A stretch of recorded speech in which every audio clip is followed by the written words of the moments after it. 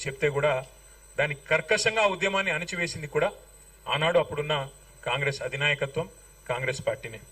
అట్లాగే మళ్ళీ 2001లో గులాబీ జెండా ఎగిరిన తర్వాత కేసీఆర్ గారు మరి పార్టీ పెట్టిన తర్వాత, టీఆర్ఎస్ అనే పార్టీ పెట్టిన తర్వాత 2004లో మా దగ్గరకు వచ్చి పొత్తు పెట్టుకొని తెలంగాణ మనోభావాలను మేము గౌరవిస్తామని చెప్పి, రాష్ట్రం ఇస్తామని చెప్పి మరి ఎన్నికల ఎజెండాలో పెట్టి, అట్లాగే తర్వాత కామన్ మినిమం ప్రోగ్రాంలో పెట్టి భారత రాష్ట్రపతితో చెప్పించి 10 ఏళ్ల పాటు మమ్మల్ని కాల్చుక తిన్నది తెలంగాణను. అల్టిమేట్ గా వందల వేల మంది పిల్లలు ప్రాణాలు కోల్పోవడానికి కారణం ఎవరైనా ఉన్నారంటే ఖచ్చితంగా తెలంగాణ కథలో నంబర్ 1 విలన్ కాంగ్రెస్ పార్టీ. అందులో ఎవరికి ఎలాంటి అనుమానం కూడా అవసరమే లేదు. కానీ వాస్తవం ఏమి? సరే, కాంగ్రెస్ 2004లో మాటిచ్చి 14 దాకా నెరవేర్చకపోయినా పోరాటాలు ఆగలేదు. పెద్దలు కేసీఆర్ గారి నాయకత్వంలో 10 ఏళ్ల పాటు మరి 4 నుంచి 14 దాకా కొట్లాడినాం. అంతకంటే ముందు 4 ఏళ్ల పాటు కూడా పోరాటం చేసినాం. కాబట్టి ఫైనల్ గా జూన్ 2, 2014 నాడు తెలంగాణ రాష్ట్రం ఏర్పాటు జరిగింది. సరే, జూన్ 2 ఎట్లా వచ్చింది అంటే దాని వెనకాల నవంబర్ 29 ఉన్నది. నవంబర్ 29 రోజు కేసీఆర్ సచ్చుడో తెలంగాణ వచ్చుడో అని మొండిగా కూర్చోపోతే, కేసీఆర్ శవయాత్రనో తెలంగాణ జైత్రయాత్రనో అని కూర్చోపోతే ఇవాళ తెలంగాణ రాష్ట్రము లేదు. ఇక్కడ మనకు కూర్చొని మాట్లాడుకోవడానికి పుష్కర కాలం తర్వాత సందర్భం కూడా వచ్చే ప్రసక్తే లేదు.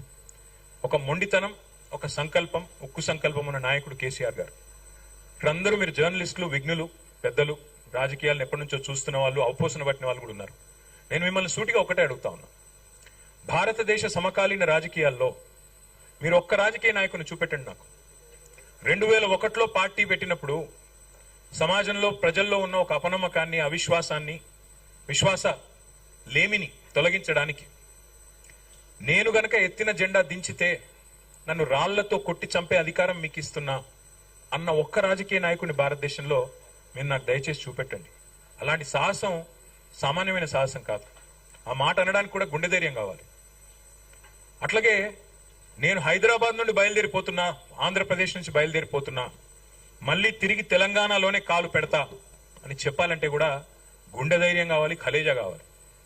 అట్లాగే కేసీఆర్ సచ్చుడో తెలంగాణ వచ్చుడో, కేసీఆర్ శవయాత్రనా తెలంగాణ జైత్రయాత్రనా అని చెప్పాలంటే గుండె ధైర్యం కావాలి.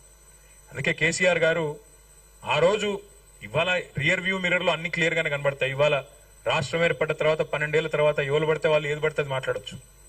కానీ ఆ రోజు, ఆ నిమిషానికి, ఆ క్షణంలో ఉండే ఉద్విగ్నభరితమైన పరిస్థితుల్లో మరి కేసీఆర్ గారి సాహసం, ఆయనకి మొత్తం తెలంగాణ సమాజం అండగా నిలబడ్డ పద్ధతి, కేసీఆర్ గారితో పాటు మరి ఆనాడు తెలంగాణ సమాజం మొత్తం కులాలకు, మతాలకు అతీతంగా నిలబడ్డ పద్ధతి ఏదైతే ఉందో అల్టిమేట్ గా మనం చూసినట్టయితే దానివల్లనే ఇవాళ తెలంగాణ రాష్ట్రం సాకారం అయ్యింది అనేది నిర్వివాదం.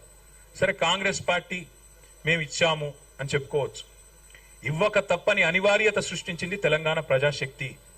తెలంగాణలోని ప్రజా కదలికలు, ప్రజా బాహుల్యం. ఇస్తావా చస్తావా అని చెప్పి కాంగ్రెస్ మెడ మీద కత్తి పెట్టకపోతే తెలంగాణ వచ్చే సమస్య లేదు. ఇది వాస్తవం. ఇది మీకు తెలుసు, నాకు తెలుసు. కాబట్టి ఎవరు ఏమి చెప్పినా ప్రజలు మరి అల్టిమేట్ గా ఒక నిర్ణయం తీసుకున్నారు.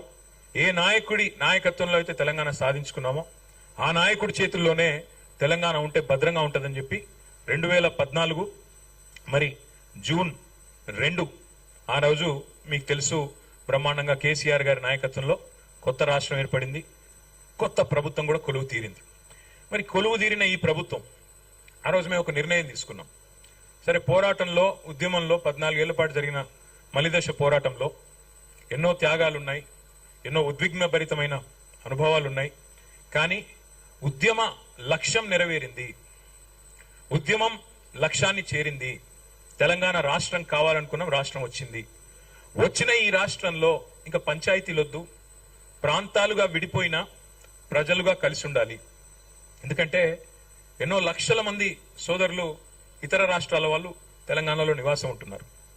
అది కోస్తాంధ్రప్రదేశ్ కావచ్చు, రాయలసీమ కావచ్చు, కర్ణాటక కావచ్చు, తమిళనాడు కావచ్చు, కేరళ కావచ్చు, ఇంకోటి కావచ్చు, ఏ రాష్ట్రమైనా కావచ్చు. దేశంలోని అంతర్భాగం తెలంగాణ. కాబట్టి ఎవరైనా సరే ఇక్కడికి వచ్చి స్థిరపడ్డ వాళ్ళు, ఇది మా భూమి అనుకున్న వాళ్ళు, భూమిపుత్రులుగా ఈ భూమిని ముద్దాడిన వాళ్ళు, ఈ భూమిని అభిమానించిన వాళ్ళు అందరూ మా వాళ్లే అనే భావనతో 10 ఏళ్ల పాటు ఎంత ఉద్విగ్నభరితమైన ఉద్యమం, ఎంత ఉద్వేగభరితమైన ఉద్యమం జరిగినా